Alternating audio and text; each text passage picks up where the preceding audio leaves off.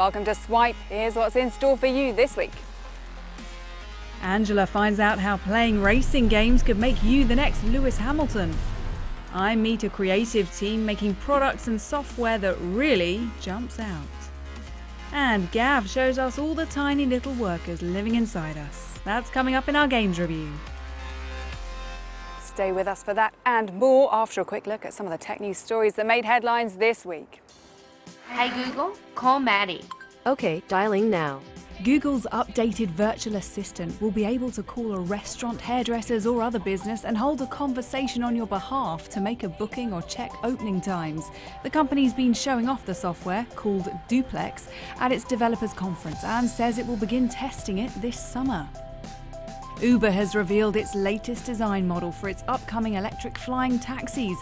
The eCRM 003 went on display at the company's annual summit in California. Aviation companies will reportedly use the concept as a framework while they develop flying vehicles for Uber. The plan is to begin test flights in 2020. And a group of Afghan women and girls have created a video game based on the country's fight against the opium trade. Players have to clear poppy fields and drugs and replace the crops with saffron bulbs.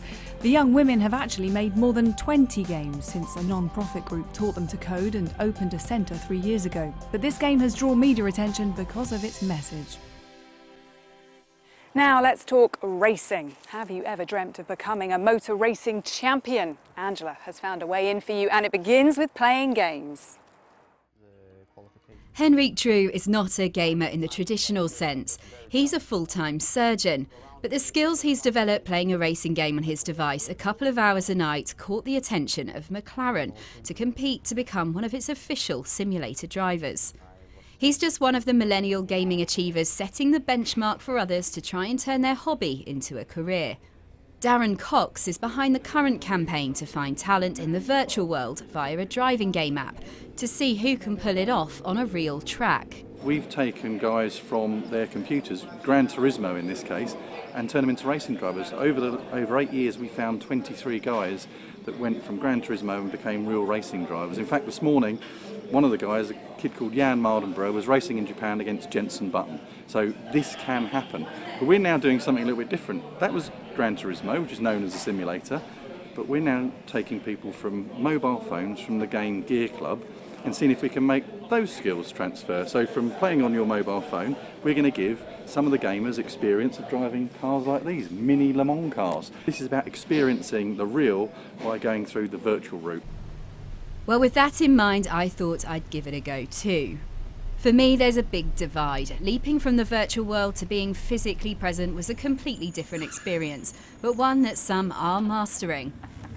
I have a bit of practice to do both in the virtual and the real world, I think. Mobile revenues account for more than 50% of the global games market, as it reaches around £103 billion this year. And the sporting world are cashing in on the growing trend, knowing it attracts new followers. But can the motor industry really close the gap between esports and real racing? What's interesting here is that we've developed to the point with mobile gaming that there's enough simulation of those games in a mobile platform to actually demonstrate those qualities in something much, much smaller that you can pocket. It'll be interesting to see if the same similarity exists with this mobile game rather than a console-based game, and can drivers demonstrate within this their ability in the real world. Also in the real world, motorsports is expensive, and as a result, lots of talent may never make it on the track. But if the virtual world can offer an alternative way of becoming a professional driver, then the race is on for those who never thought they'd get a chance. Angela Barnes, Sky News.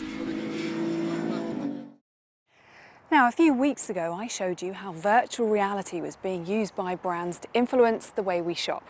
Now it's the turn of augmented reality, after some new research revealed how our brains respond to AR experiences. I've been to visit a software studio which specialises in bringing products to life.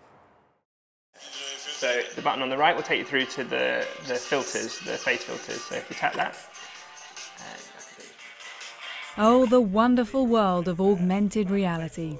Every item on these shelves is zappable. That means you can hold up your phone and unlock layers of hidden entertainment or information put there by the Zappar team. this AR experience is talking through the health benefits of drinking water. So the brand of water got in touch with you and said, we want to make our packaging say lots of extra information. Absolutely right. The staff here can turn packaging, products and places into interactive experiences. What does the Lego shoe do? It does this. Lock and load. Tank on the move. AR is gradually working its way into and onto our everyday items. It's no surprise really, given that Google and Apple launched their augmented reality toolkits for developers last year. So get ready to see a lot more of it, which is obviously good news for Zappar. We absolutely love designing for this new creative canvas. One of the reasons is that there's a whole nother axis to think about. So if you were just designing a 2D pack, you're confined by the limits of the pack. But with augmented reality, you can use that as your canvas and then bring things off it, coming out here, here, here, and you're designing between the object and the phone and the space in between. As you look at these, you can tap on different parts of the brain. The technology isn't just a bit of fun. Researchers have recently found that augmented reality makes our brains work harder, creating an effect that companies will want to make the most of. If you're a brand, essentially what you want to do in any sort of communication is to make some sort of emotional impact and get into memory so that it can affect people's future behaviour. And what we found out from the study we ran is that augmented reality will deliver that. Just the very experience itself means the brain's more emotionally engaged and more is going into memories. Zappar is about to launch an updated model of its Zap Box, a mixed reality headset kit to make zapping even more immersive. Here's me playing the table. Oh wow, and it makes a noise too. They call it an affordable version of Microsoft's HoloLens, aimed at developers who want to experiment with yet another type of new media.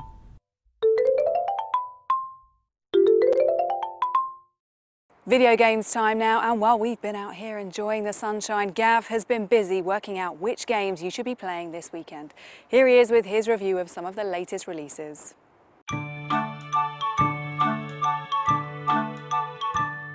Homo Machina is a little puzzle game that turns your phone into a human body.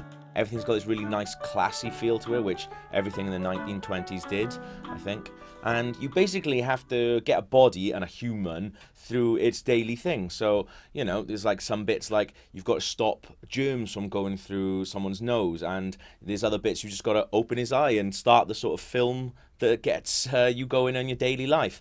And it is really good, but basically there's a different puzzle for every single bit. So you work out one bit, which maybe, you know, helps you breathe. Then on the next screen, you've got to work out another bit for a different body. So if you're like me and getting your head around puzzles is quite hard for you, then it still looks really nice anyway. So you can just look at it.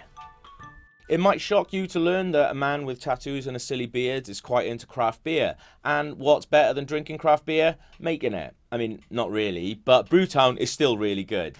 It's a little management sim that puts you in control of a bunch of breweries, and you have to make really nice beer, sell it, and that unlocks other bits in the game. It's a stunning looking game considering it's a mobile game, and it plays really slick as well. You think it would chug along, but it doesn't at all. One of the best things though is you get to design your own beer labels, and for some reason I've become really into designing beer labels for a beer I'll never get to drink. Raging Justice is a nice little throwback to those 90s fighters that pretty much anybody who plays video games over the age of 30 definitely played. So if you like stuff like Double Dragon, Streets of Rage, you're going to be really into this. It's a properly little arcade game which you can just pick up, jump in, and it's fun because, I mean, it's just running around a city, beating up things, smashing things, and shooting things, which that is just fun. I've been playing it on the Switch, which is a perfect thing for it because it's not the kind of game you're going to sink loads of hours in front of the TV in front of, but it is the type of game that if you're on a commute and you got to spare like 20-25 minutes, you're going to have a really, really good time with it. Well, that's it for this week's show. Don't forget to join us again for more Swipe next week. And in the meantime, follow us on Twitter @SkyNewsSwipe. Then you can see what we get up to throughout the week. Have a great weekend. Bye-bye.